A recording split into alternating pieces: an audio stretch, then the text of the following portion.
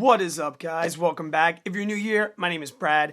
I make videos with tips and motivation on how to get out of debt, how to stay positive, and reach financial independence. Today, I'm coming at you with another book review. Now, every single time I do a book review, undoubtedly, I'm going to get someone that's like, oh, Brad, another book review. Stick to the debt-free journey videos, and I want to make it really clear, and something that I've learned over time, because I used to be that person. I mean, I'm a physics and engineer kind of guy, so reading was never really my strong suit or my passion. But what I've realized, and the reason I do these book reviews, is that reading has really educated me and become a part of my journey, and it really should be a part of yours too, especially in this type of community when sometimes you could feel alone on an island, like nobody else understands what you're talking about. I have found comfort and support and motivation through the books that I've read about financial independence. So that's really why I do these book reviews, so that if you're not a big reader or you're thinking about it, I highly recommend some of these books that I've been reading. And it's incredible. 2019 has been a pretty good year for financial independence books and personal finance books as a whole, on top of all the other amazing books that are now on my book list. But when I first heard about this next book, I really got excited. And here it is right here. It's called Playing with Fire. And first and foremost, I love it because it's soft cover. I love a soft cover, and I love how it feels in your hands. But this is a brand new book. It's been out for maybe a month or so. So after reading Grant Sabatier's Financial Freedom, I was really excited to get my hands on another book of someone that's experiencing it in the now. And if there's one thing I can say overall about the book, and one theme for me, it was relatable. Scott, the author, does an amazing job of taking people like me or people like you that might be saying to yourself, this FI is for people that have a large income or that don't have a lot of debt or things like that. And they make it very relatable. After reading the book, I felt like I was friends with the guy for years. So many times I found myself smiling to myself and saying, I know exactly how you feel. Or when my wife read it, she was like, Brad, these people are us. And I think that was an overlying theme. If you're a regular person in a regular debt-free journey or a regular personal finance, financial independence journey, this is the first book that I read that was a story. It was a path for him. It wasn't so much informational. Granted, there was a ton of information in the book, but the thing I loved most about it was following his path, and a recent path within the last 2 years, and seeing that if you just stay disciplined, that this can be a real life scenario for anybody. If we start with the forward of the book, it's by Mr. Money Mustache, and I feel like I am seeing him do forwards all over the place, and rightfully so. His blog has become pretty much the go-to for the financial independence movement and the FIRE community and all of this. So it was awesome to see what Mr. Money Mustache had to say about Scott. And if you know Mr. Money Mustache, you knew it was definitely not scripted. He wasn't fluffing anybody. He spoke from the heart, and he had really good things to say about Scott and his wife Taylor. And it kind of really made me excited to dive into the journey with them. Scott found himself in Southern California, pretty much in the rat race that all of us tend to be in. He was spending a ton of money. He had fancy cars. He had boat clubs. I don't want to give too much away, but he finally realized, that this isn't going to be the way that he wanted to live for the rest of his life, and that he was losing time. Time was a very valuable motivator for Scott in this book, and it is for me too, so that relatability was still there. He pretty much buckled down and said, I need to make some extreme changes. And this was kind of like the first place I kind of felt like we were relatable, because he was putting his wife and daughter to bed and then staying up late, reading blogs, reading books. And I've been doing the same thing over the last 6 months, putting my daughter to bed and staying up well into the night, way past my bedtime, reading all these blogs and learning everything I could about this community to really make it believable. And a lot like you and I, he found himself looking for that $1 million idea. Like, what can I do to really change the course of my life? And then he realized this path to FIRE and this path to financial independence, retire early, that was going to be his $1 million idea. But he came into the same roadblock that you and maybe me, we might have. He had to convince his spouse. And if you're like me and Scott, you've been living a certain way, spending money a certain way for years with your significant other, and now you are about to present a monumental change, which could be terrifying.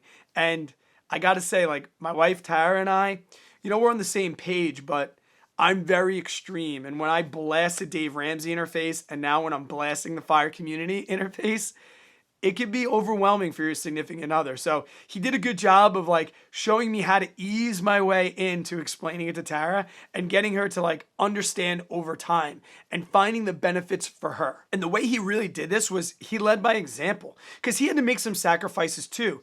His wife had the BMW and he had the boat club, and he couldn't really go and say to his wife, like, you got to get rid of that BMW without being like, I'm going to get rid of but I'm going to keep my boat club. Like, he couldn't do that. So he did a great job of leading by example. And I think that's something that I'm trying to seek in my life.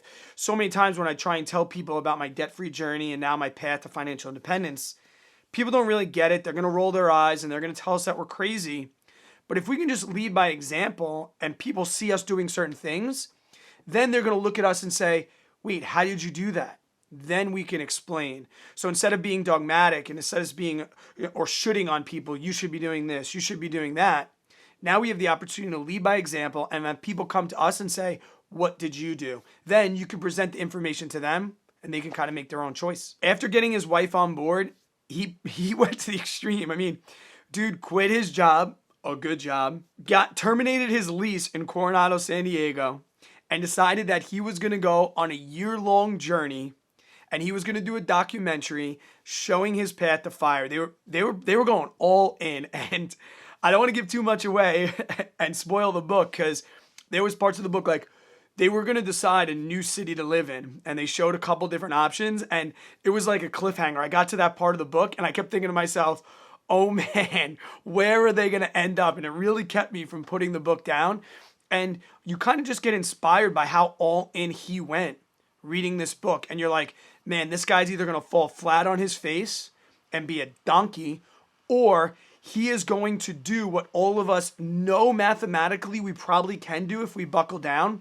And that part of the book was really, really motivating for me. And the year-long journey was amazing to follow, and you'll see when you read the book, it's really, really awesome. And it wasn't always cupcakes and butterflies for the dude. Like, he had good times, he had bad. He had times where he completely doubted himself. He had times when he was flying high with his wife.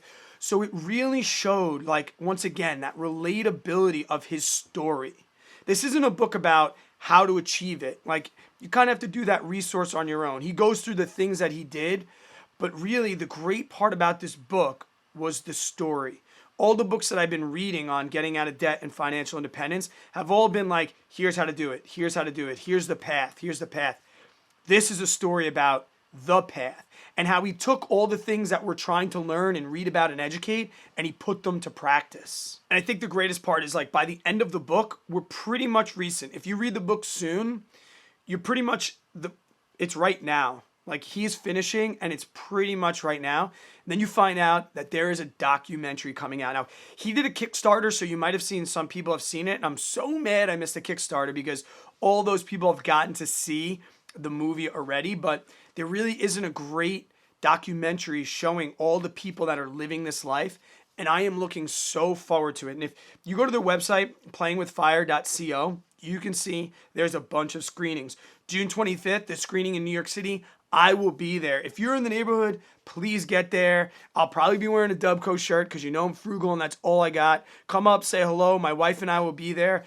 You know, I know it may seem like I am recommending one book after another. And trust me, I would tell you if a book is garbage. And this book, it's not so much informational. If you're looking for like how to do the steps and certain things like that, this may not be your best research.